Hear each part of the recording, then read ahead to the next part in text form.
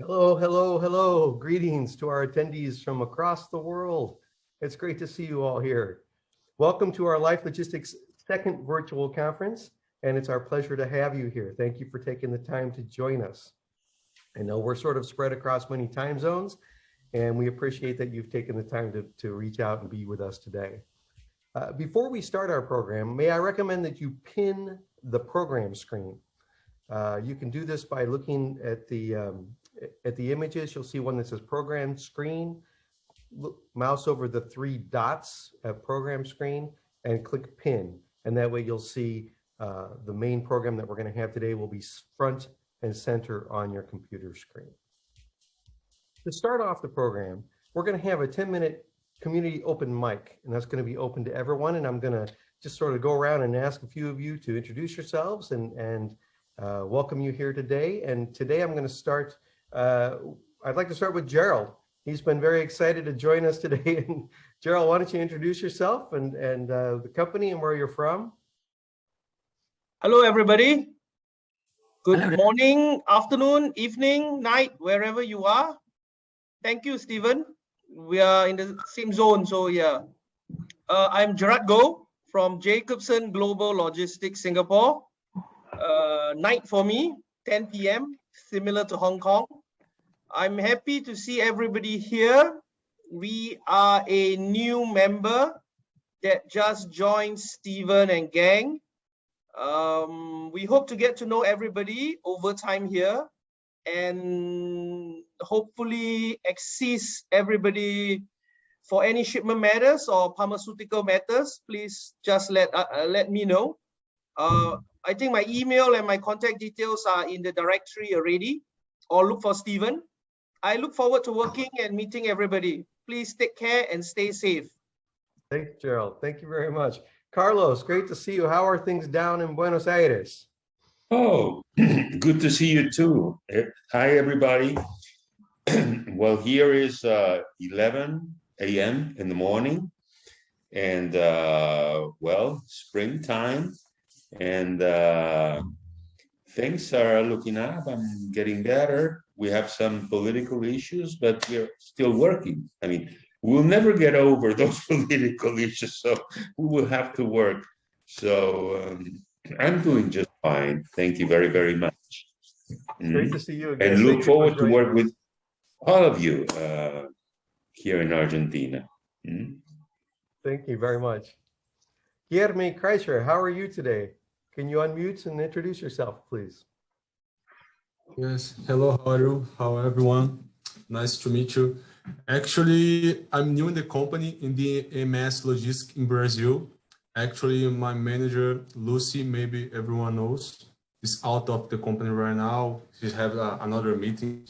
So I'm here in Brazil to support you guys, for everyone here to learn about, because I came directly from export department from a API company. So right now I'm in the other side, trying help in the logistics aspects for the pharmaceutical companies in Brazil. So thank you very much. Nice to meet you, Stephen. Nice to meet you. Thank you for joining us. Arman, how are you today? Can you unmute and introduce yourself, please?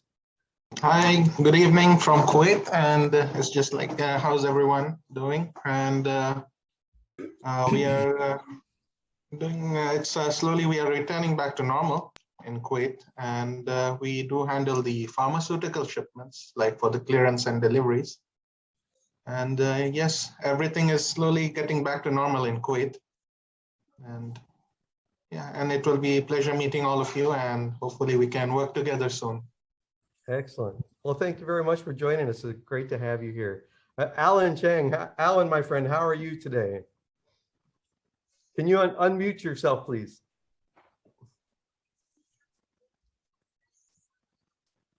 Just mouse over your photo, your video. You have three dots on your image and click unmute. On your own video. Can you hear me now? Yeah, there we go. Hey, Alan. Yeah, okay, yeah. For some reason, it didn't react when I tried to unmute myself. Okay, anyway, good evening, everyone. Nice to see everybody. Alan Chen from Taiwan. It's also 10 p.m. here, and I'm very happy to meet with everyone. This is our annual event, so we can't meet each other face to face, but I think this is okay, a way that everybody is used to right now. It's almost 2 years, we couldn't meet with each other, but hopefully, through this, virtual meeting, we can still get to know each other. And if you guys have anything in relation to Taiwan, China, and also we have our Nancy from Dallas online as well. And, we'll be here to help you. I think most of our coach and staff, okay, we have received the diploma for handling of temperature control shipments by attending the IATA class, seminars. And so we're ready here to handle all the perishables, okay, for you guys, especially pharma. Yes. Great. Thank you, Alan. Great to see you again. Yeah, great to see you again. Philomena, can you unmute yourself and introduce yourself, please? Can you, you're on mute still.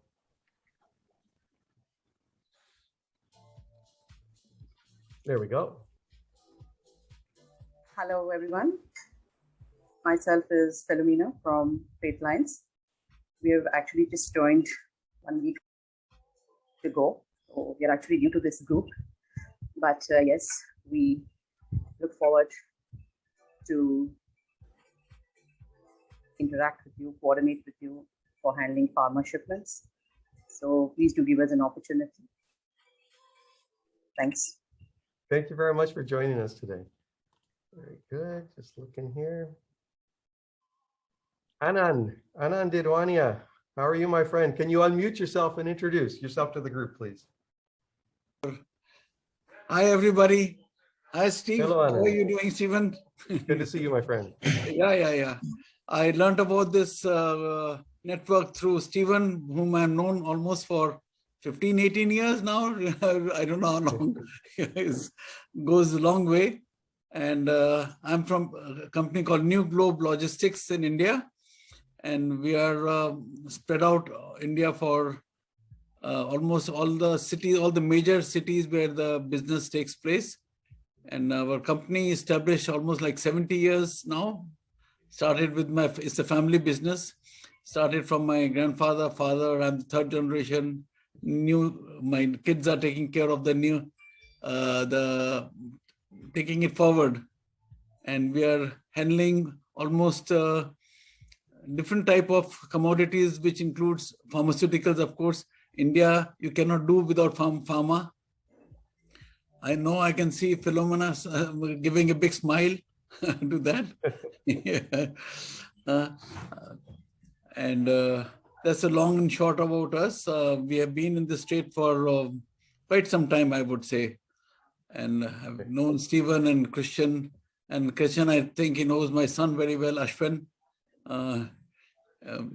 Is in touch with him from some other networks, which is under the same group, I would say, FNC or others.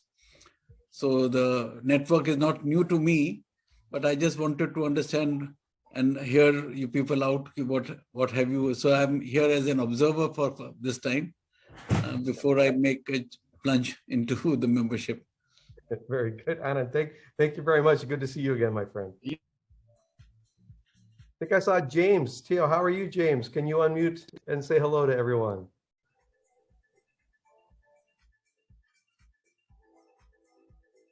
Can you see me? Yes. Hi, how are you?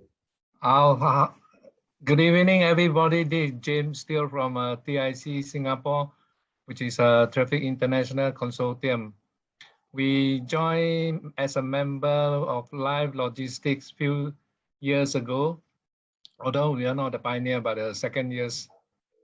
And currently we're handling some of the cold change containers in the warehouse. as well as some of the shipment from India, India to Singapore. I hope to get the better network and get better business even in this COVID-19. Thank you. Thank you, James. Very good. Thank you very much. Well, now we're going to move on to our next segment. We're going to get you up to speed with the latest network news, and we prepared a short video for this segment. Let's roll that video. Good morning, good afternoon, and good evening, everyone. On behalf of the team, I would like to welcome you to the Life Logistics second virtual conference. And I would also like to take this opportunity to thank you for your tireless efforts in providing your essential services to your community. Before I begin with the network updates for this year, let me guide you through the agenda for today and the following 2 days. Today's virtual meeting will last for about an hour with the following program: network updates, new members introduction, live Q&A panel discussion, keynote speech, Logistics Dynamics in the World of COVID-19 by Mark Miller, and closing cocktail. The next 2 days will be dedicated for face-to-face meetings for which you have already scheduled your meetings through our face-to-face app. Our new face-to-face meeting scheduler is now integrated with Zoom, wherein you can easily set up online meetings with agents whom you have scheduled your meetings with. Kindly note that Zoom meetings with your partners start on October 20th at 1 a.m. Hong Kong time. It is important that you have a Zoom app and account, as this is where online meetings will be redirected. If you don't have a Zoom account yet, download the app and set up an account. Now let's proceed with the latest news and developments within the network. Currently, we have a total of 48 member stations in 34 countries, and we're still receiving interest from global pharmaceutical freight forwarders to join our network. I would like to warmly welcome our new members since our last virtual conference last year. We are grateful for the confidence that you've given to the network. Also, we have unlocked new territories this year and welcome members from Iraq, Kuwait, Malaysia, Mauritius, and Pakistan. On the side, we've been hosting RW panel discussions, inviting freight forwarding friends to join us and talk about relevant topics within the industry.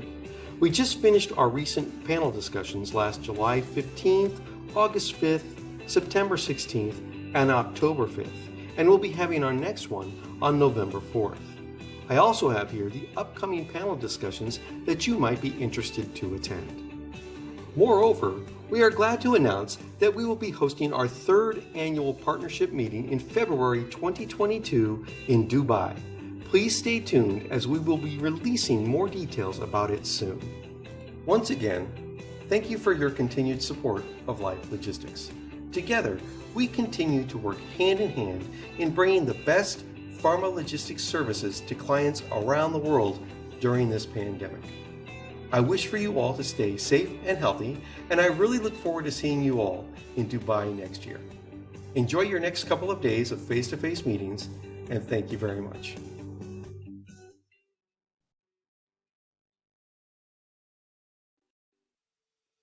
Well, he looks familiar. Now we'd like to introduce our new members.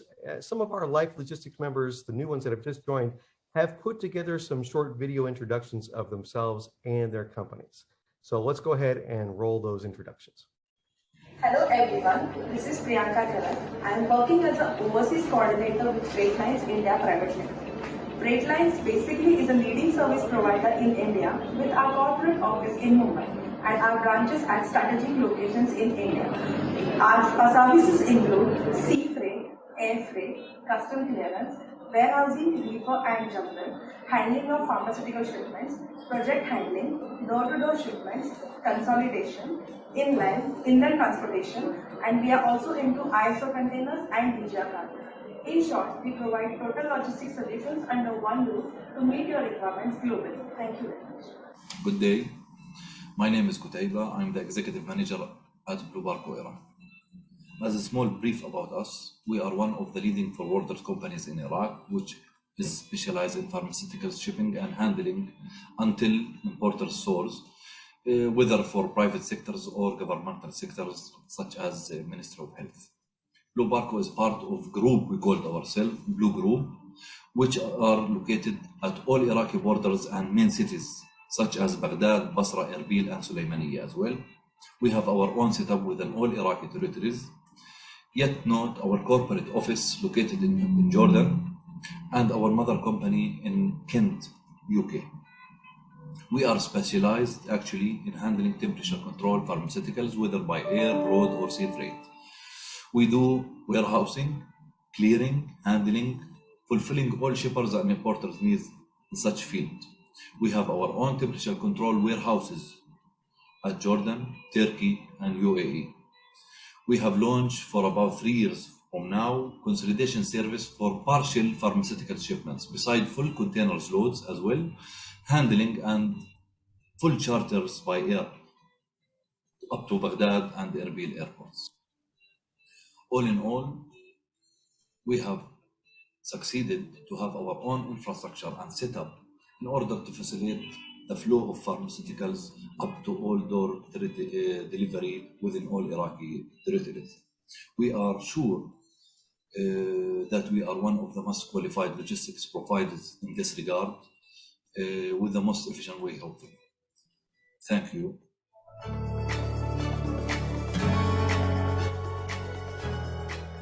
Welcome to JGL Worldwide. We are a leading 3PL group with a solid foothold in Southeast Asia, providing warehousing, air and ocean freight services. With a customer-centric approach, we place top priority in listening and providing you with solutions to your supply chain. Here at JGL Air Conditioning Warehousing is where we store all our pharmaceutical cargo, as well as DG cargo in another section. Cold room storage is critical in the pharmaceutical supply chain management, and JGL takes great pride and importance on how we handle such cargo. We also specialize in 3PL deliveries for our clients, pharmaceutical and all other kinds of cargo. At JGL, we deliver it like it's our own. See you soon. Hello, this is Gülriz Kantek. I'm the president of Pan Logistics, the new Turkish member of Life Logistics in Turkey. And first of all, we are happy to be part of the network, and I just would like to give brief information about our company. We built the company in '97. We are a 23 years old company, and we are more than 150 people and 8 offices with 2 warehouses all around Turkey. And we have 4 main business units. One of them is the spare parts logistics. For the spare parts, we handle marine, aerospace, automotive, and industrial spare parts that we do 7/24 operations, pick and pack, distributions, air freight, sea freight, and all the time-sensitive operations. The second business unit is the Pan Medical, which is an umbrella service for the pharmaceutical, which is the heat control operations and the medical supplements and spare parts. And we do air freight and sea freight operations besides distribution and warehouse management. And the third unit is the project and the heavy lift operations that we handle mainly the oil and gas operations, and we have a special division, a husbandry division for that purpose. And the fourth, the operation unit is the warehouse management. We have 2 main warehouses, which is one of them is the 7,000 square meter, mainly for electronics and the pick and pack and distribution and value-added logistics service. And the second operation is for 5,000 square meter for the spare parts, medical supplements, and also the owned by Pan Logistics, and we also handle all distribution operations throughout our own networks.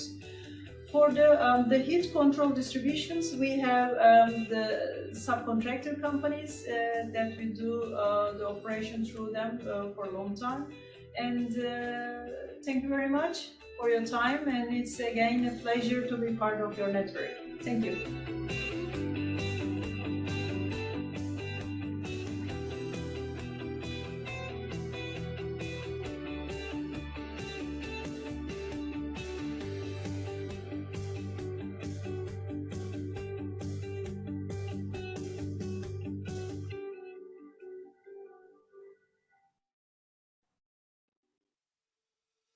Well, a very warm welcome to all of our new members. Thank you for joining Life Logistics, and we look forward to meeting you soon in person and for you to have the opportunity to meet your fellow Life Logistics members face to face. Our next segment, we're going to start now and move forward into that, and that's going to be our panel discussion.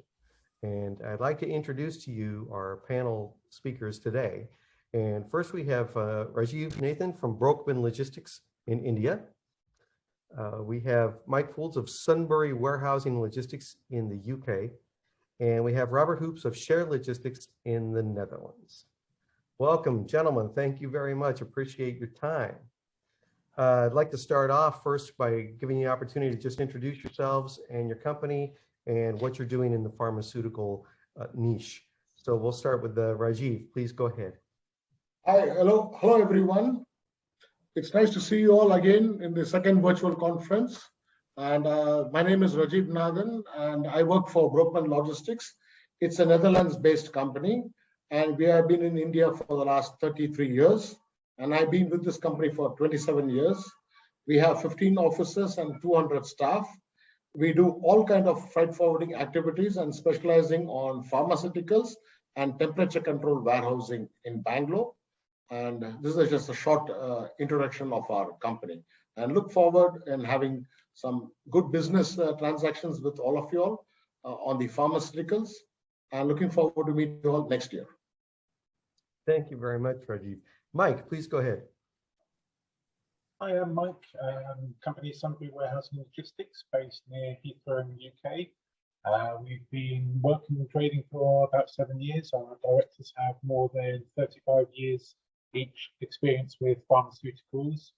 We have an ambient temperature controlled warehouse here, direct access to all ports and airports around the UK, and we are used to handling imports and exports of all forms of pharmaceuticals. We do a lot out to Africa. We import from various parts of Asia, and hopefully we're looking to use Life Logistics to help us grow, but give yourselves also another option here in the UK if someone can help yourselves with what you need. Thank you very much, Mike. And Robert, thank you for joining us and agreeing to jump into this panel so soon. So nice to see you, and please introduce yourself. Yes, well, thank you. Well, my name is Robert Hoops, responsible for the pharmaceutical shipments, pharmaceutical logistics within Share Logistics. Share Logistics is a large company with several locations all around the world, but mainly all pharmaceuticals are handled via our office in Amsterdam. Sea freight, of course, via our office in Rotterdam. We ship all kinds of pharmaceutical shipments, medical tests, a lot of them at this moment. We send them all around the world, well, to every little island. I'd rather go there than be there, well, when you are sick. Next to medical tests, we send vaccines, we send vitamins, medical devices, very large medical devices for operations in hospitals, and also those we can send them all around the world. At this moment, and I think that counts for everyone who's in the pharmaceutical business, it's very, very busy, and we are, to be honest, a little bit short in staff, because there are so many requests to send all kinds of things around the world. Very good. Thank you very much. We'll start with our first question, and this one is, how do you believe that the Delta variant, which has so affected the world, how do you believe that this is going to affect the reopening of the world? And I'd like to start off with Rajiv.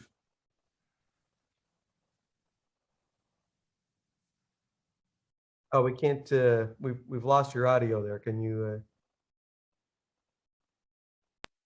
are you there? I think you've, yeah. We'll move on. I'll come back to you, Rajiv. We'll get your audio working. Mike, can you go ahead and let us know how you think the Delta variant is going to affect the reopening of the world and maybe specifically the UK. I think it's going to have quite an impact. It's going to be a phased impact and reopening in spits and spurts. In the UK, we are now seeing a possible deviant of the Delta variant, which they're calling Delta Plus, which could delay things. Although we are technically allowed to do everything we can, we are still looking to wear masks, still looking to use antibacterial spray, etc., where we can. And I think that is how it's going to be. Everybody is going to be slightly differently affected depending on how things are at the time. I think the virus is going to have smaller peaks and almost be like aftershocks in an earthquake. And it's going to take a long time before it fully goes away. Robert, how about you? What do you think? What do I think? Well, I think it's a very tough question. We now have the Delta variant. What do we have next week? I think it's very important that that we all, well, all as we are here, and also other countries, that they will make sure that the people get their vaccines. And there are a lot of countries in Europe who are very, how do you say? They have vaccinated a lot of people, but in other countries, in Asia or in Africa, a lot of people are not vaccinated. And the longer this will take, the longer it will take before we get out of this whole pandemic. So it's very tough. Yeah, hard to predict. Rajiv, maybe we can hear you now. I'm not Yeah, sure. you can hear me now. Perfect. Okay. Yeah. As far as the Delta variant is concerned, when concerning to India, I think the second wave of India was where the Delta variant was very contagious and better, worse than the previous variant. And it was a tough time for India. But currently, I think India has done well with the size of the population we have. The governments, the union government and the state governments have done really well in vaccinating at least 70% of our population by now for the single dose. And the second dose, I think we should complete by December or January. Yes, there are some states where it is a little bit slow of the vaccination because some people are still concerned about the vaccination. But I think basically the vaccination has helped the people to at least not to suffer as what the unvaccinated people are. So I don't know how things are going to be, but looking at the festival season and things opening up in India, I'm keeping my fingers crossed and hope we can just sail through. The next question I've got is regarding the management of the pharmaceutical freight space in this time. How are you managing the freight space in the current situation in these current times? It's got to be a challenge. And what is the most challenging aspect for you in handling the freight at this time, the pharmaceutical freight? And this time we'll start with Robert. Well, for my department, I do not really have problems, and that's because the pharmaceutical companies, they want to have the space and they want to pay for it. And for instance, normally I paid about €1 per kilo to ship something to Mauritius. And at this moment, I have to pay about €30 per kilo.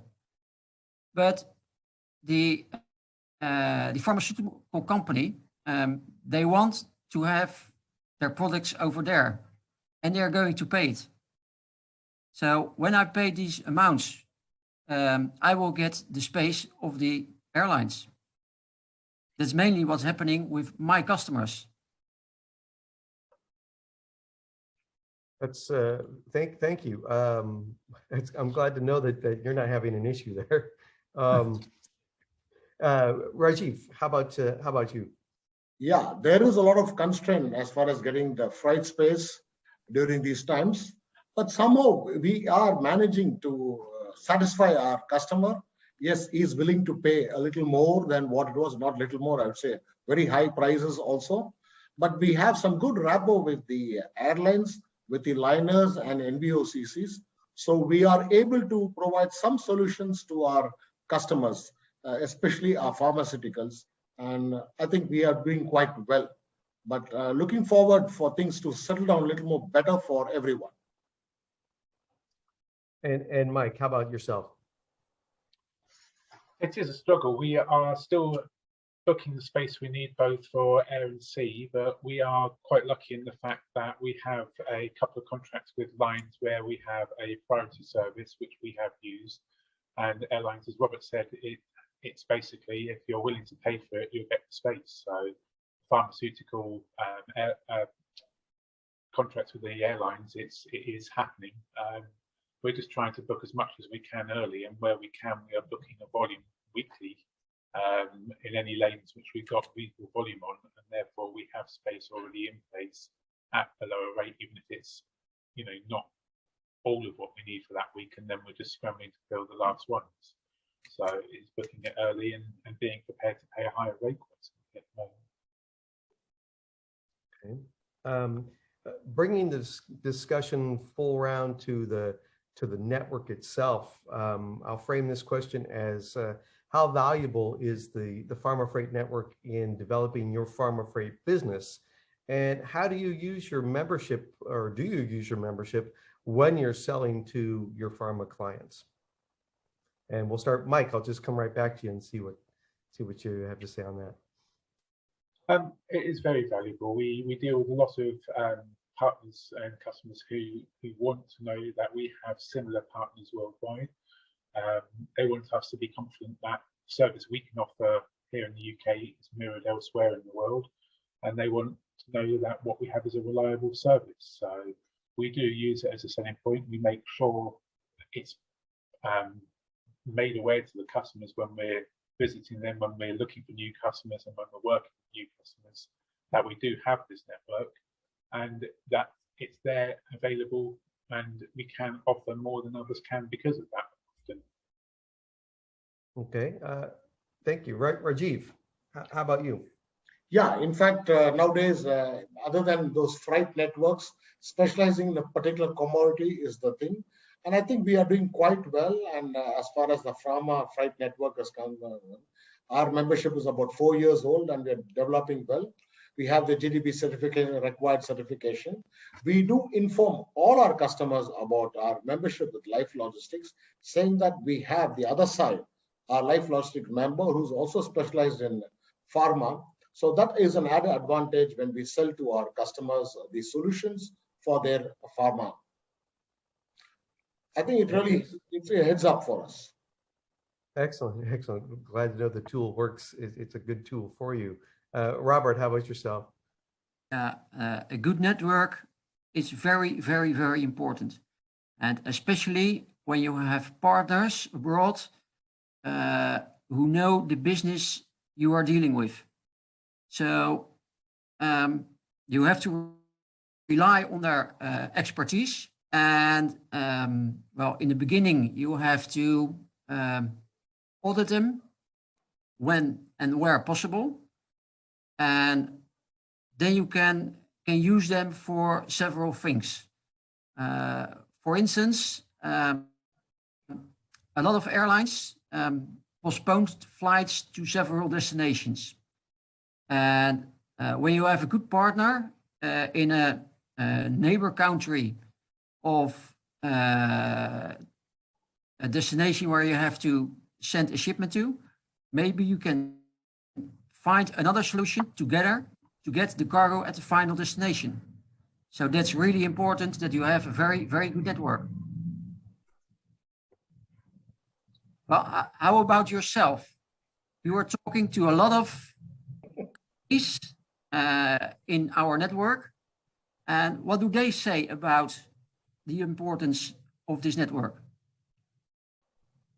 Precisely what you gentlemen have said, that specifically talking to the clients and letting them know that there is somebody on the other end that's going to take care of their business the same way you would, that has the expertise that you work together with. And it's not just from an A to B perspective, but it's from A to B to C to D to Z, that it can move any direction. It can be a triangle shipment, whatever you need it to be, and that you're going to have the partner, the right partner at the other end, who will take care of your client's freight precisely the way that you would handle it. And that gives the client some peace of mind. And that's the discussions that we have, and the members believe the same thing. And that's one of the key reasons that we have this alliance, is because we believe the importance in the pharmaceutical industry to have partners who can handle it properly at each end. Makes your clients more relaxed when you hand them the shipment, when they hand you the shipment. Yeah. So no, thank you for asking.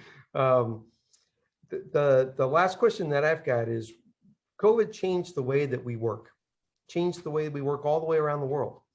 And much of it became necessary to have our staff work at home, management work at home, sometimes nobody in the office.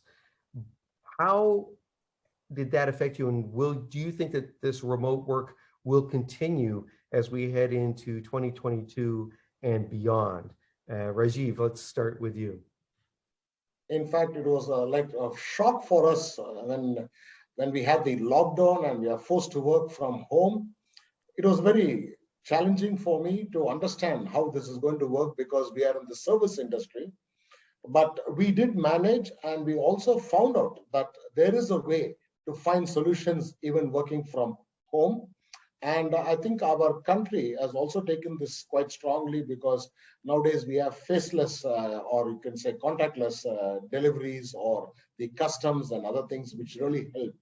But 100% we can't work from home, because a few of our staff have to be in the field. That's very important.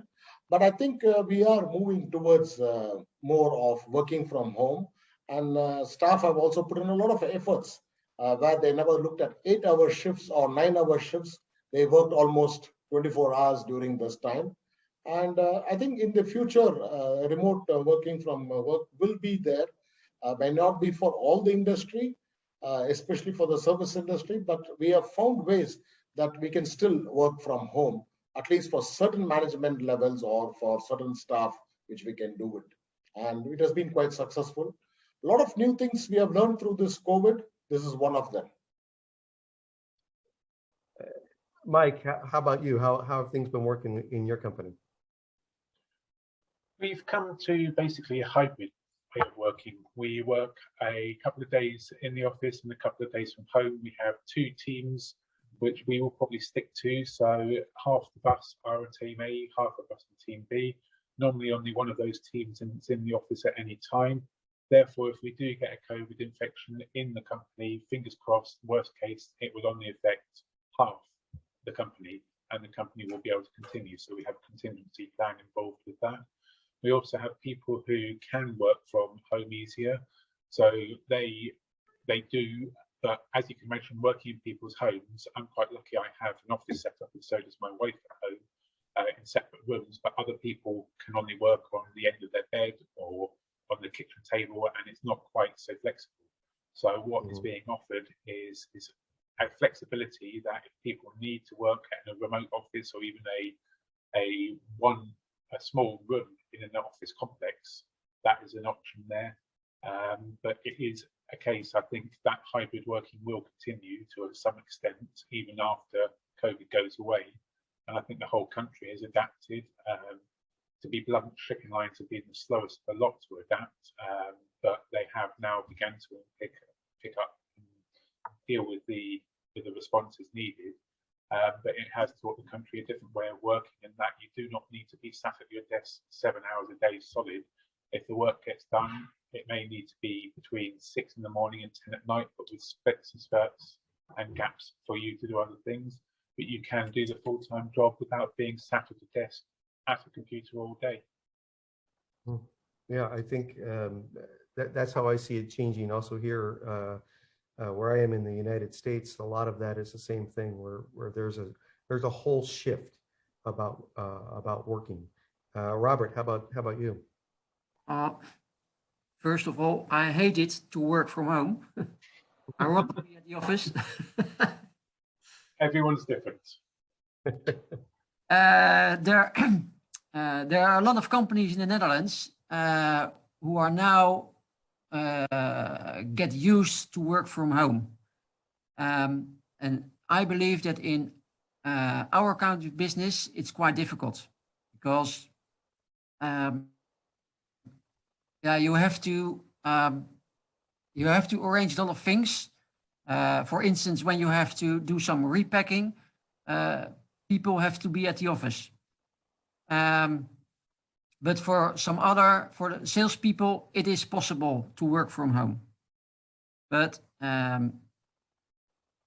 I think that in the future,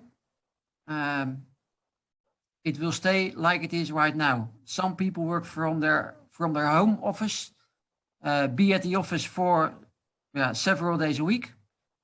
And other people will stay working at the office. In our office, everybody is vaccinated. We had an issue last week when our general manager was infected with COVID-19. And well, he stayed at home for several days. He was a little bit ill. He could work a little bit from home. But now he's at the office again. And I think it will stay that we have to work like this also in the future. We will have to see. But it's a very good opportunity to work from home. That's true. That is true. Well, that's going to wrap up this segment of our program today. And I want to thank all of our panelists and for your participation. This discussion has been very interesting, and your valuable input, I think, is very important for all of the members and all the attendees here today. So thank you very much for your time. I really appreciate it. Before we start our next segment, we're going to take a 5-minute break for you to stretch your legs, maybe get up and get a cup of coffee or a late night cocktail if you prefer. We'll be back in about 5 minutes. Just come on back, and we're going to continue with a few more presentations as well as our keynote presentations. So we'll see you back here in about 5 minutes.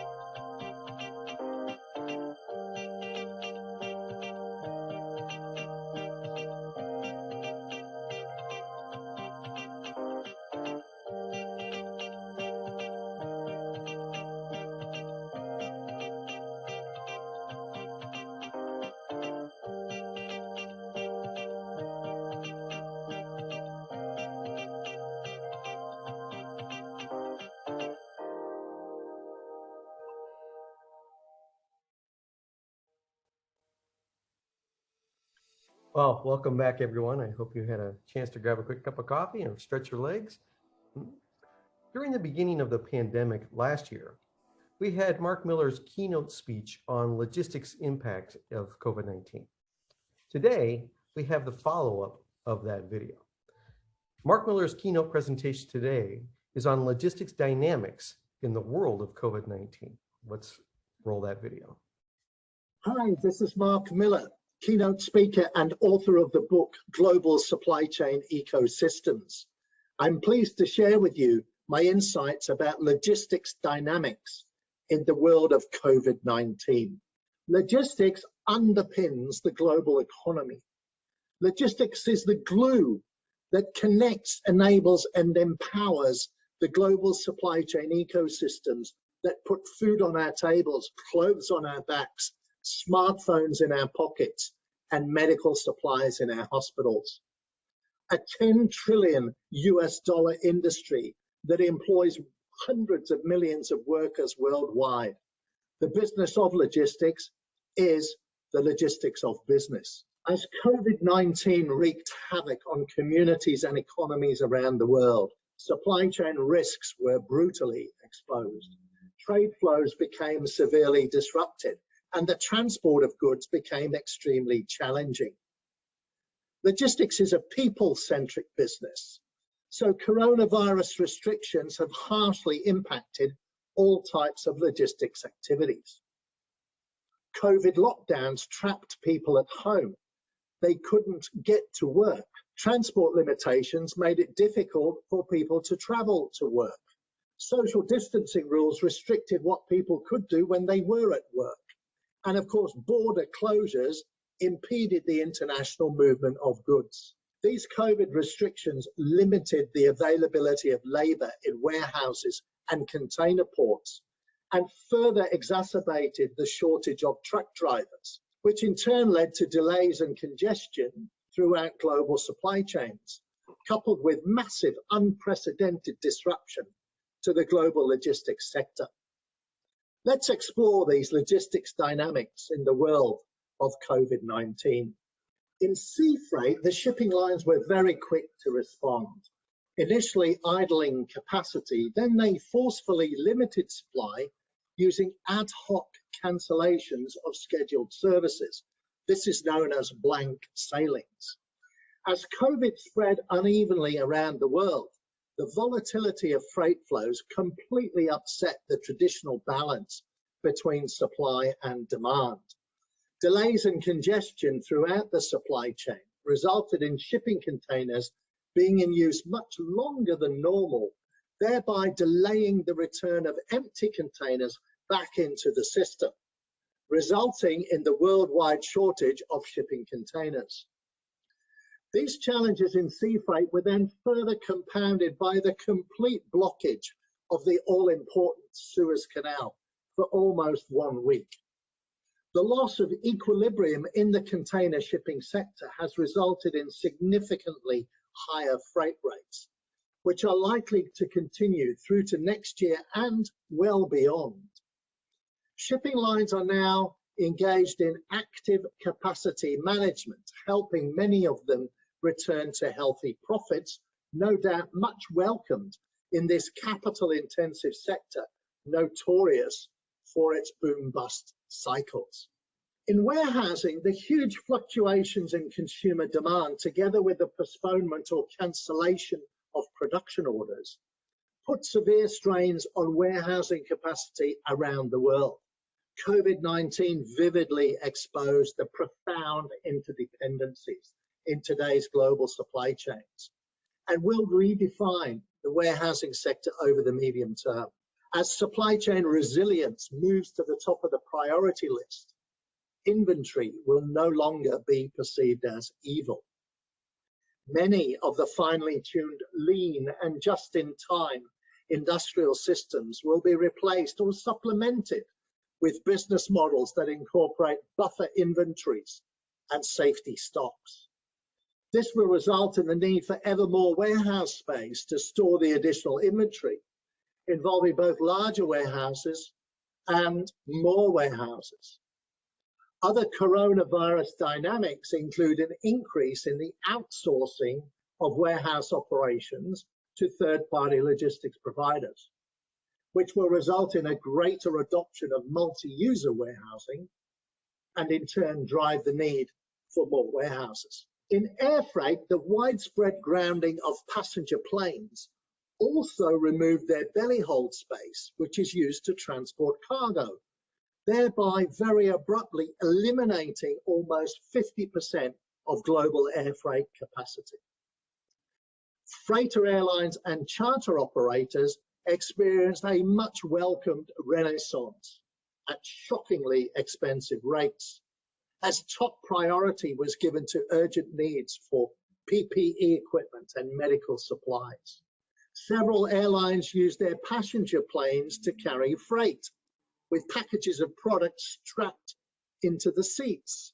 Some carriers went one step further and actually removed all the seats, enabling the whole passenger deck to be utilized for cargo.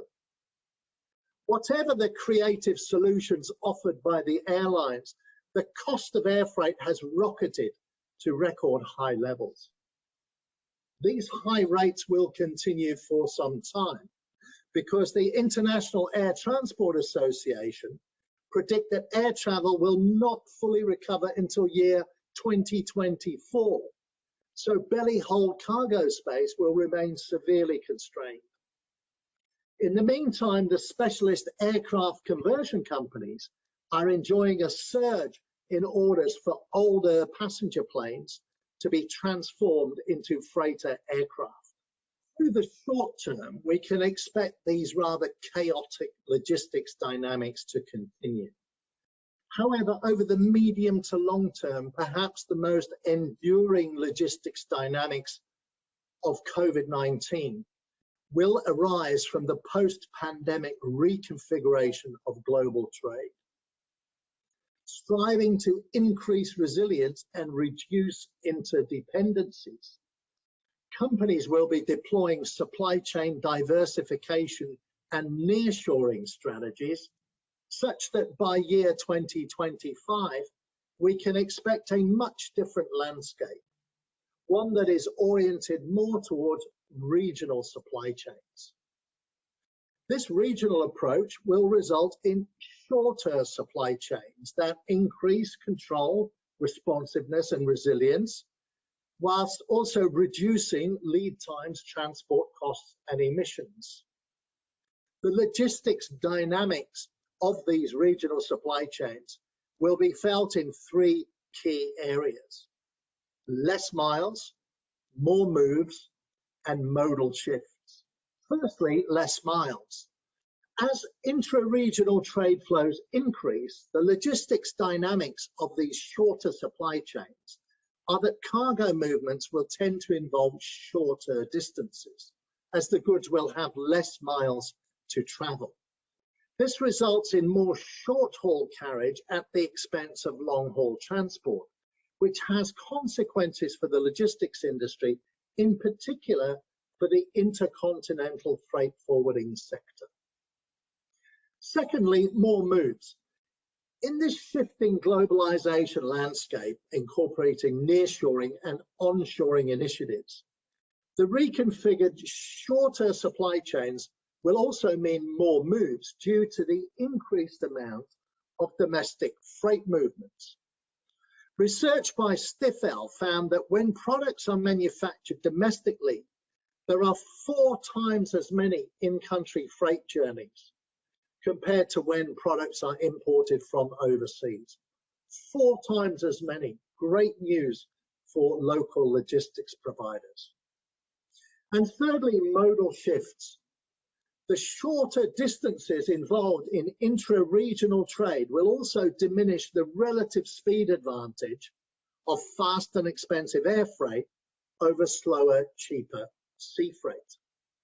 Within a regional supply chain, the difference in door-to-door transit times for sea freight versus air freight is likely to be just a few days, as opposed to a few weeks in an intercontinental supply chain.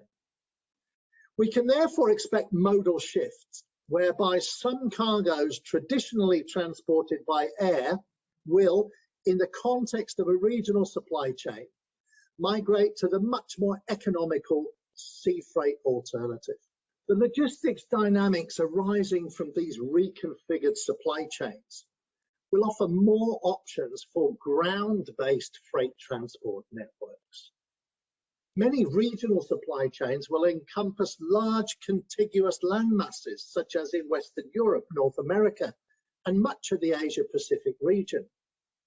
In these cases, economical ground-based freight transport options, such as trucking and rail freight, will increasingly come into play as competitive, cost-effective alternatives to traditional air or sea freight.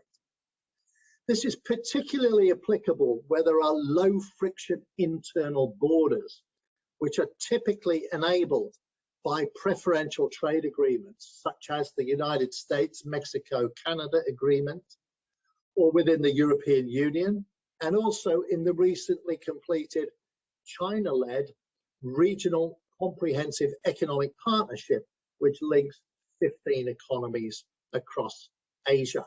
Talking of ground freight options, the COVID crisis has reinvigorated interest in the new Silk Rail Road, which now connects 70 Chinese cities by rail to over 40 cities across 19 countries in Europe. An intermediate option between fast but expensive air freight and cheap but slow sea freight, this long-haul rail freight alternative can transport cargo from China into Europe in just 12 to 17 days, saving at least 2 weeks off the typical sea freight transit time of 35 days, whilst being considerably cheaper than air freight. China Railway is now operating over 1,000 freight trains per month into Europe, representing a 70% year-on-year increase in services. This rail freight option is particularly relevant for manufacturing output produced by China's inland factories, which are located far away from the export gateway container ports on the eastern seaboard. In conclusion, let me summarize the logistics dynamics in the world of COVID-19. The short term will be characterized by market volatility. Air freight capacity will remain severely limited and very expensive. Sea freight uncertainties will continue, intensified by blank sailings, container shortages, port congestion issues, and high freight rates. Over the medium term, we expect a significant increase in demand for warehousing as inventory levels increase throughout the extended supply chain. However, over the medium to long term, the greatest COVID impact on logistics dynamics will come from the inevitable reconfiguration of global supply chains towards a much more regionalized approach, resulting in less miles, more moves, and modal shifts, whilst increasing opportunities for ground-based road and rail freight transport networks.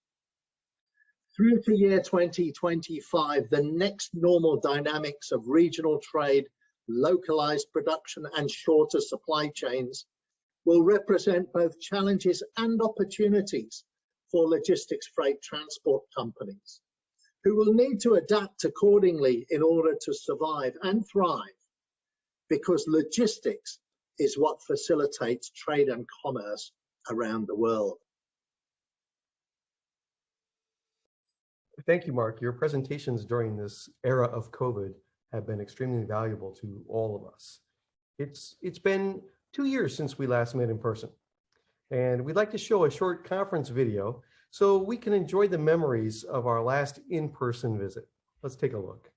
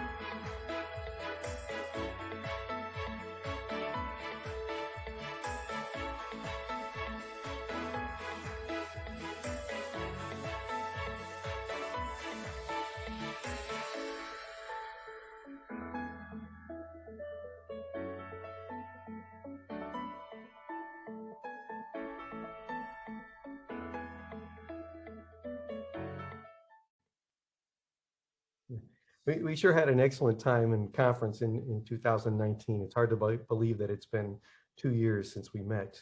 The good news is that despite COVID-19, our network has continued to grow.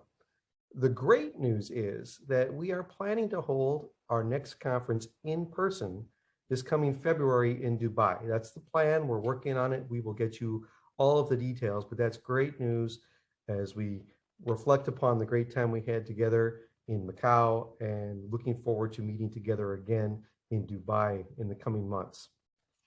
Like I said, we'll be sending you all of the details as soon as they're available. And I'm sure you're as excited as I am to be able to meet again in person. Well, I hope that you've been able to take away something today, that you've enjoyed the presentations and that the conference has been meaningful for you. For those of you who may have joined us today as observers, we do have some of you here today. We're happy to have you, and our team is at your service to answer any questions that you may have about Life Logistics, as well as help you to complete your applications to join. We stand ready to welcome you as members and hopefully to meet you in Dubai. I'd like to thank you all very much for joining the Life Logistics second virtual conference, and I hope that you had a great time. To officially end our program, our team would like you to finish a survey that we have. They'll put the survey here into the Zoom meeting, as well as send that out to you by email. If you could complete that, that helps us in preparing future events. I'd like to remind all of you that the face-to-face meetings will begin shortly, in a little while, and they're going to start at 1 a.m. Hong Kong time on the 20th of October, which is still the 19th of October for those of us a little further west. We'd like to also ask you to take time to verify your time zones in your face-to-face scheduler account and make sure that you have approved any meeting requests that may still be pending. If you have any concerns regarding the face-to-face meetings, please reach out to our team and we will answer you as soon as possible. Once again, I'd like to thank you very much for your time. I wish you very fruitful meetings. Stay safe, stay healthy, and I really look forward to seeing you all again in Dubai. Thank you for your time. Have a great evening, day, and night.